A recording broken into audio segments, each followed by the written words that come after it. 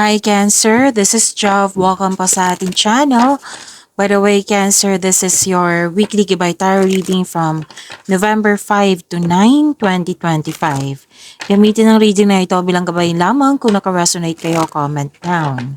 Tandaan, Cancer, ito ay channel reading. Kunin niyo lang po kung ano ang naka-resonate sa iyo. This is for you, Cancer.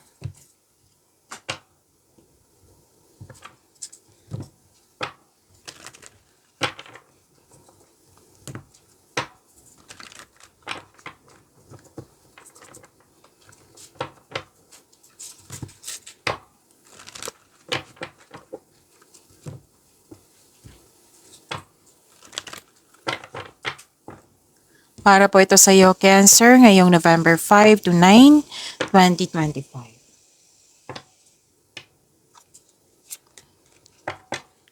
Kuha muna tayo ng angel number.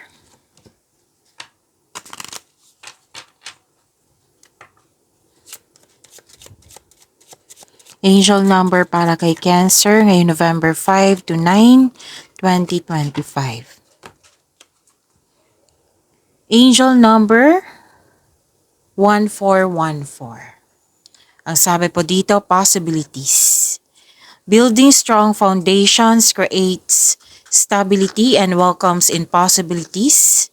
All possibilities exist and are amplified when gratitude is felt for the foundations that are in place. To attract more blessings, let us say the power affirmation. Let us say, I am grateful for all that is and all that will be. I trust in the possibilities of what I desire or something greater. Again, I am grateful for all that is and all that will be. I trust in the possibilities of what I desire or something greater. That is angel number 1414. Angel number 1414. Possibilities. Okay. So this is, the message is mag-focus kayo sa current goal nyo. Kung ano yung mga ginagawa nyo na may goal kayo ngayon, o mag-focus kayo, gumawa kayo ng practical decision, makinig sa inyong intuition kung maaari po, to guide you toward positive change and growth. So this is all about your growth. Itong gagawin mo. Okay, so this is also new beginning. Oo. Okay, may mga ginagawa kayo dito regarding sa responsibilities mo. So this is about growth and new beginnings. Naging responsible ka sa mga ginagawa mo ngayon. So have faith and trust na magagawa mo, na magkakaroon ng growth. Opo. So focus and have practical action. Hindi lang to practical action, kundi gumawa ng practical decision. Diba? Sabi kanina. And please know that you are divinely guided. Okay? Cancer. So that is angel number 1414.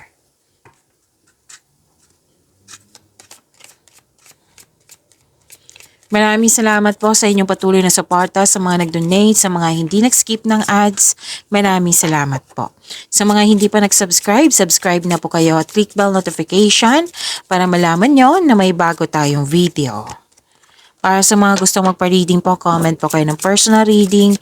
Again, comment kayo ng personal reading and check ma-reply sa comment section. Baka may narinig kayong ingay ha. May kasama po akong bata dito. Naglaro ng sasakyan. Train niya.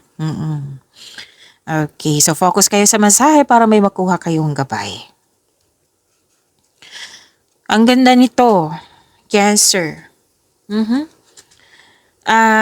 Sabi po dito, you have the power, authority, and protection.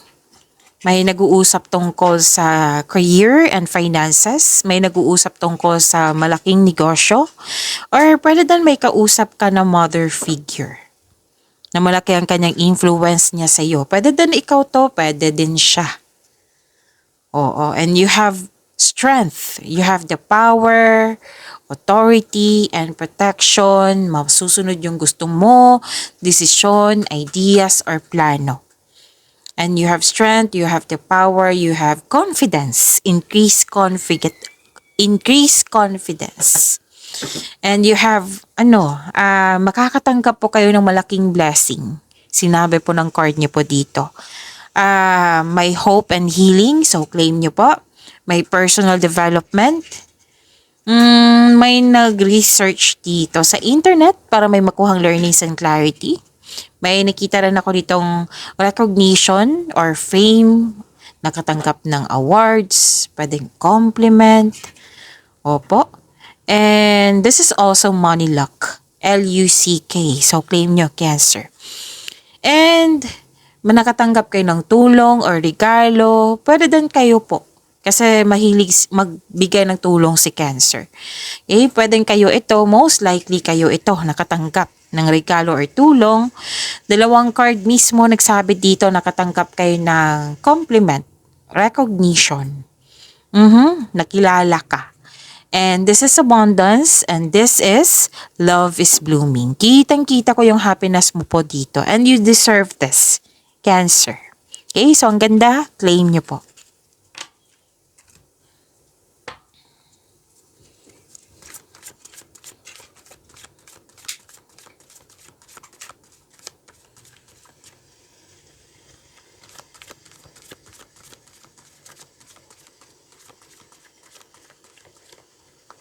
This is about your energy, Cancer. Ngayong November 5 to 9, 2025.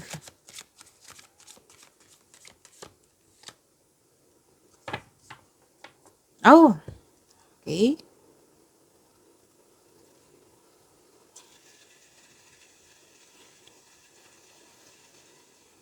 Para sa mga bago dito, kung may napansin kayo na repeating message, like for example, nanood kayo sa inyong monthly Gabay Tarot reading, daily Gabay Tarot reading, at dito sa inyong weekly Gabay Tarot reading, at may napansin kayo na repeating message, yan po yung pinupush ng card sa inyo na kailangan yung bigyan ng atensyon, solusyon, at aksyon kung maaari po. So na yung energy ni Cancer.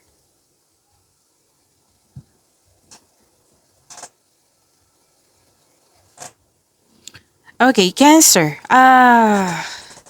Itong dalawang card na ito, nagsasabi po na nagkaroon ng balanse. Pwede nagkaroon ng kasunduan, deal, anong tawag dito? Agreement, promises, commitment. Kayong dalawa ha, kayong dalawa. Or pwedeng involve ka sa dalawang tao. Pero most likely ito, kayong dalawa. Nagtutulungan. Pwede din, naging balanse yung emotion mo.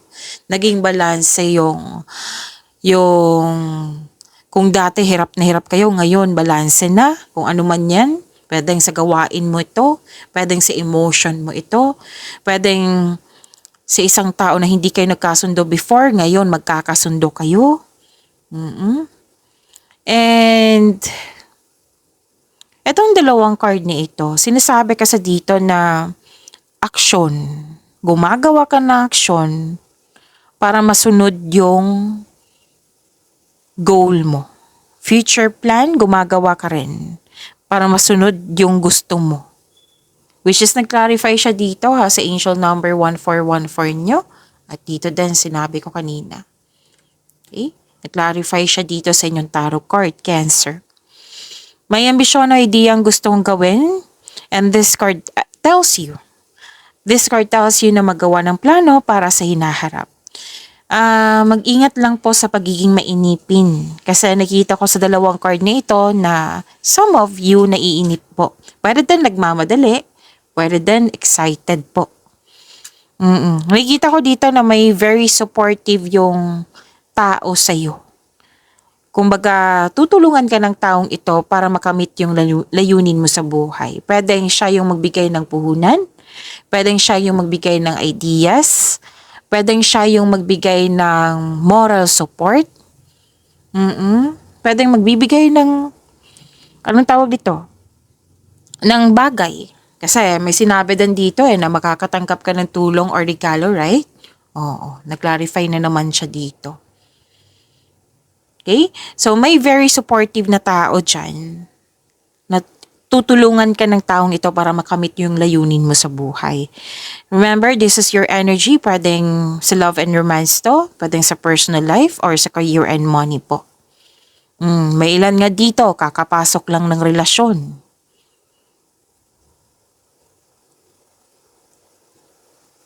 May travel na ako nakikita dito. Some of you, magkakaroon ng travel, pwedeng business travel, pero most likely, nakikita ko dito na romantic trip ito.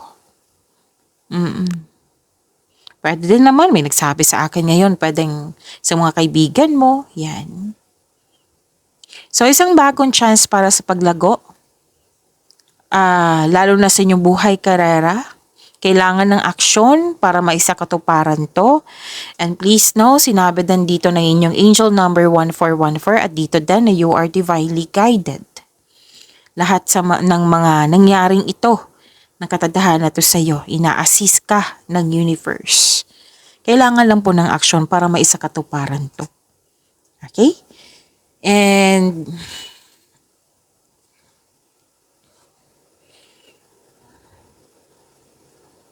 okay, pwedeng papasok kayo sa business partnership or kayong dalawa nagtutulungan. Okay? And makinig kayo sa inyong intuition kasi it will guide you sa isang malaking desisyon. Yes, gagawa ka ng desisyon dito. So, sabi ng card nyo, makinig kayo sa inyong intuition kung maaari po. Ang iyong buhay ay patuloy na yumayabong kasi marunong kang mag-explore. Oo, willing kang mag-explore into a new direction. Oo, sinusunod mo yung spiritual path. Okay? Nasabi ko na kanina, 'di ba? Dalawang card kasi nagsabi dito may bagong pasok sa relasyon or sa partnership, any kind of partnership, pwede sa buhay pag-ibig, pwede din sa trabaho.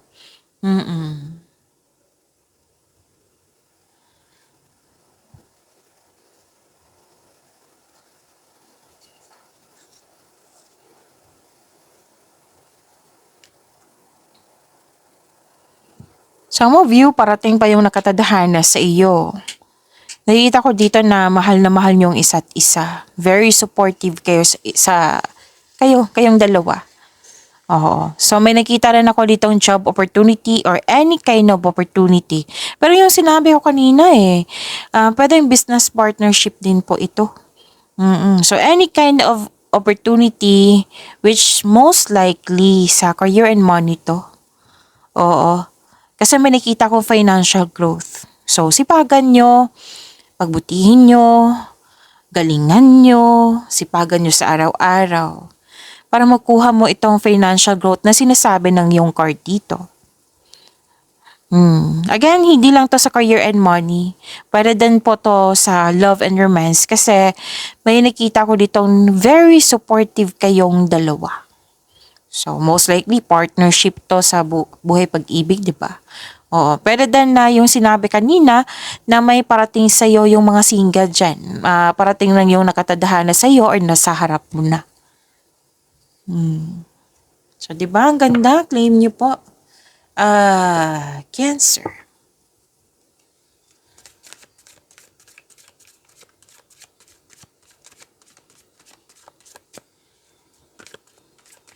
Career and money ni Cancer.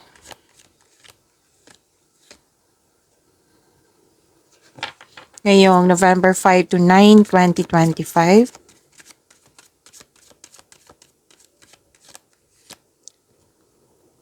Andito po si Angel of Wisdom.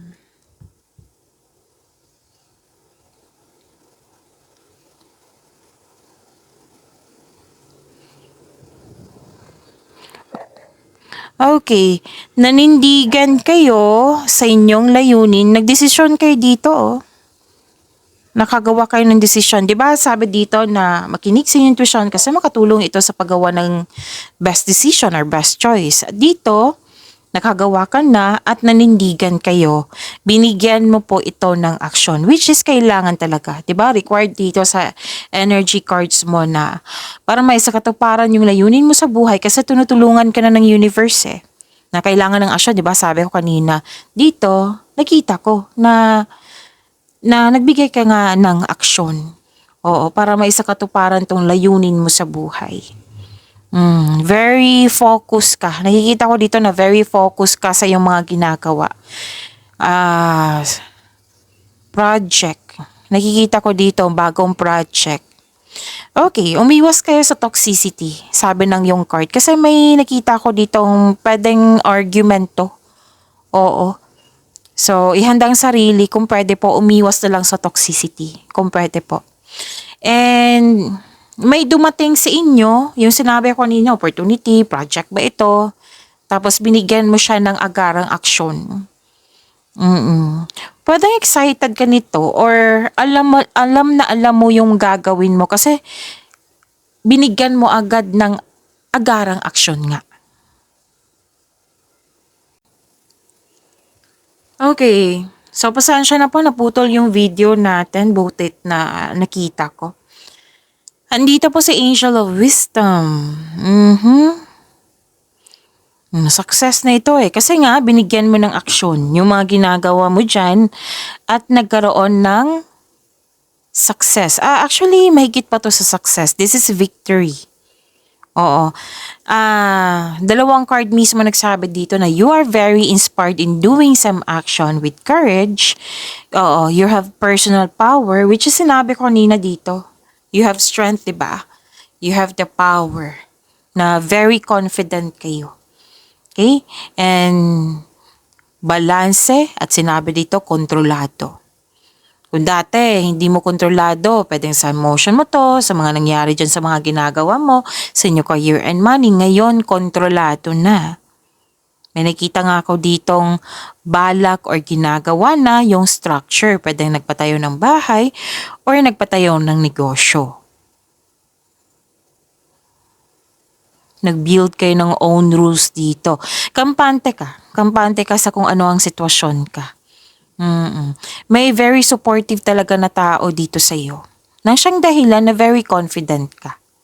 So this is victory. Claim nyo po. To attract more blessings, let us say the power affirmation. Let us say, kasan dito sa Angel of Wisdom. Let us say, I am strong, stable, and in control of my life. Again, I am strong, stable, and in control of my life. Sa Tagalog, pa kasi may nag-request, ako ay malakas, matatag, at may control sa aking buhay.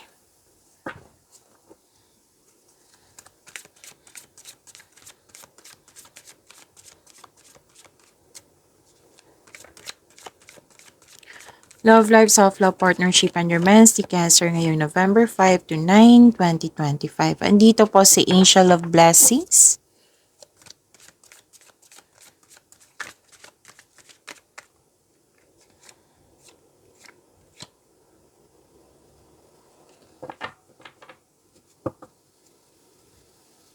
By the way, maraming salamat po sa mga nag-donate.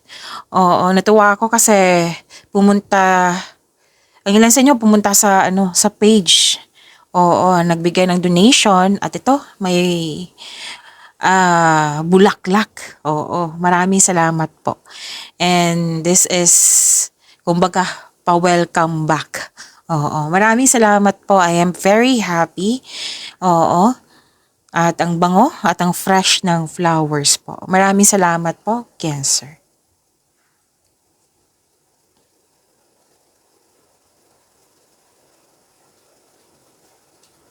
Sa Love Life, Self-Love, Partnership, and Romance, nakikita ko dito, wow, may ikakasal dito. Cancer. Okay, sa mga single muna tayo. May attraction dito Pwede din Pwede din naman sa buhay pag-ibig. Pwede din sa, what I meant is relasyon. Or sa, na-attract kayo sa Isang tao na magaan ang loob mo sa kanya, pwede yung attraction din to ha. Oo, kasi, basta po may nakita ko ditong attraction sa teacher or sa student. Or may gusto ka sa school nyo, pwede din. And pwede din na magiging partner mo is a teacher or a professor, nagtuturo. Pwede din may attraction ka sa mentor mo or sa isang tao na marami kang natutunan sa kanya. Sa mga marelasyon sa buhay mag-asawa, yun nga, a wedding bells is coming. O sa mga marelasyon dito, sa buhay mag-asawa, pwede din mag-attend kayo ng special event or mag-celebrate kayo ng special occasion nyo, monthsary, anniversary, or kung ano man yung achievement na iyan. Oo. So, may masusunod po, lahat kayo, may masusunod na tradisyon ng Pinoy, kung ano man to, may masusunod po. And you're showing your kindness to everyone.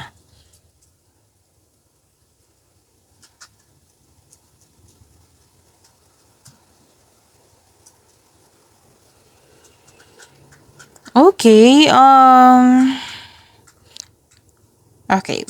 Nakikita ko kasi dito, Cancer, na advice ito na kung pwede na sana'y ma-overcome niyo itong anxiety na to or pag-alala na ito. Baka kailangan niyo po ng kausap or kausapin mo yung taong nagkaroon kayo ng conflict. Oo, kasi sinabi ng card niyo dito, communication is the key. Okay? So sa mga single man, sa mga marelasyon sa buhay mag-asawa, communication is the key. So, yun po. Okay, meron pa pala dito. So, attract more blessings. Let us say the power of affirmation. Let us say, kasi andito sa angel of blessings. I will listen to my inner voice and I trust my angels. I will listen to my inner voice and I trust my angels. Pagyamanin niyo po yung blessings na binigay sa inyo, Cancer. See you tomorrow. Maraming salamat.